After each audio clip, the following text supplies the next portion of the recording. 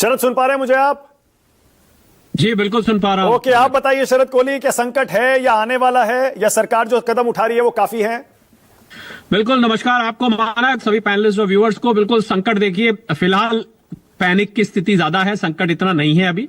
हाँ, अगर युद्ध चलता रहता है आगे, हमारे विशाखापट्टनम में, मंगलुरु में, पेद्दूर में हमारे स्ट्रेटेजिक रिजर्व्स हैं, एलपीजी के भी रिजर्व्स हैं, पेट्रोलियम के भी रिजर्व्स हैं। जैसा कि ये कह रहे थे, मैं उसकी बात को आगे चलाता हूं कि अगर वो रिजर्व्स खत्म होने से पहले पहले रिजॉल्व हो गया तब तो संकट इतना नहीं आएगा। अगर नहीं हुआ तो दिक्कत आएगी। इसका हल मैं सीधा पहले हल देता हूं, फिर मुझे लगता है डिबेट करने में आसानी रहेगी।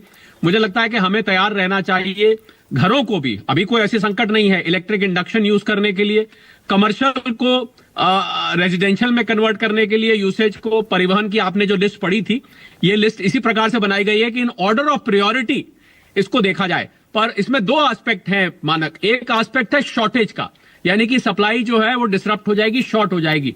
दूसरा एस्पेक्ट है इसमें कीमत का, कि अगर ज्यादा दिन तक डिसरप्टेड रही तो इसकी कीमत लगातार बढ़ती जाएगी।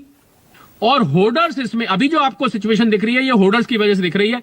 मेरी जानकारी के अनुसार कमर्शियल सिलेंडर को बहुत सारे रेस्टोरेंट्स ने, खाने पीने की दुकानों ने, क्योंकि उस पर इतना रेगुलेशन नहीं होता है, उसको खरीद के उसको इकट्ठा किया। उसकी वजह से ये शॉर्टेज और ज्यादा बढ़ गई, उनकी कीमतें बढ़ने लग गई, ब्लैक में बिकने लग गया। मुझे लग रहा है इस प्रकार का, इसीलिए सरकार को एस्मा लगाना पड़ गया। तो अगर देखिए, हम एक जिम्मेवार तरीके से उस चीज को इस्तेमाल करते हैं और उसकी होर्डिंग नहीं करते हैं। जिन लोगों का सिलेंडर घरों में मानक अभी 2 महीने तक चलता है, कुछ घर ऐसे भी है जिनका 2-2 महीने चलता है, उन्होंने 21 दिन बाद उसको ऑर्डर करना शुरू कर दिया। तो मुझे लग रहा है इस प्रकार का पैनिक सिचुएशन करने से ये समस्या और ज्यादा बढ़ जाती है।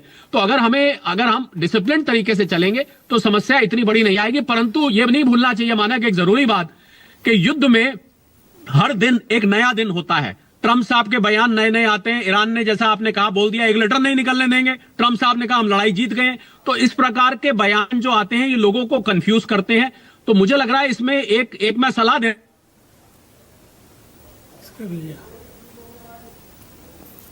अरे भाई, हम तो तेल और गैस के संकट की बात रहे थे, नेटवर्क का संकट पैदा हो गया। विजय सरदाना आए। शरद जी अपनी बात पूरी करिए और बताइए, विजय जी से सहमत हैं क्या? विजय जी 2 बात कह रहे हैं।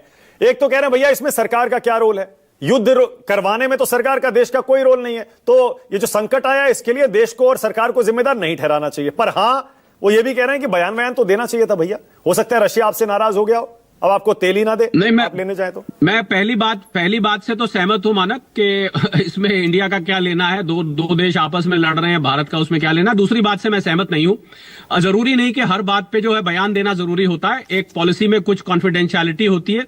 हर चीज को अगर आप पब्लिक करते हैं तो वो आपको बैकफायर भी कर सकता है, वो ज्यादा बड़ी तरीके से बैकफायर कर सकता है।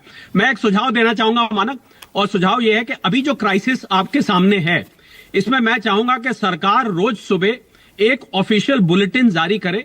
उस बुलेटिन में यह बताए कि कितने दिन की गैस अभी बाकी है, किन किन क्षेत्रों में यह प्रभावित है, क्या इसकी कीमत आज बढ़ाई गई है, नहीं बढ़ाई गई है, ऑफिशियल तौर पे कितनी कीमत है, और आप ब्लैक मार्केटिंग में इतनी कीमत मिल रही है, आप उससे ना खरीदें। एक ऑफिशियल बुलेटिन आज से, जब तक ये लड़ाई चल रही है तब तक के लिए क्या होगा, इससे फायदा क्या होगा, इससे जितनी भी अफवाहें उड़ेंगी, जितने भी अंट शंट लोग बातें करेंगे, उन सबसे छुटकारा मिल जाएगा। और लोगों को एक क्लैरिटी रहेगी मन में कि हमें इतने दिन तक अब गैस मिल सकती है, हमारे क्षेत्र में इतनी मिल सकती है। एक ऑफिशियल बुलेटिन रीजन वाइज आज से जारी कर देना चाहिए, वरना ये कंफ्यूजन, लोगों के मन में सस्पेंस बना रहेगा। वजह है उसकी मानक, क्योंकि हमें नहीं पता लड़ाई कब चलेगी, हमें यह नहीं पता ईरान के पास कितना असला बारूद है, ये नहीं पता कि ट्रंप को माने या हम ईरान के बयान को माने। आम जनता जो है वो इन बयानों पे विश्वास कर रही है। मुझे लगता है सरकार सबसे ऑथेंटिक सोर्स है जहां से ये इंफॉर्मेशन ठीक तरीके से फ्लो होकर आनी चाहिए। ये मैं एक सुझाव देना चाहूंगा हमारे भाजपा के प्रवक्ता को। ठीक है। हाँ विजय जी क्या कह रहे हैं?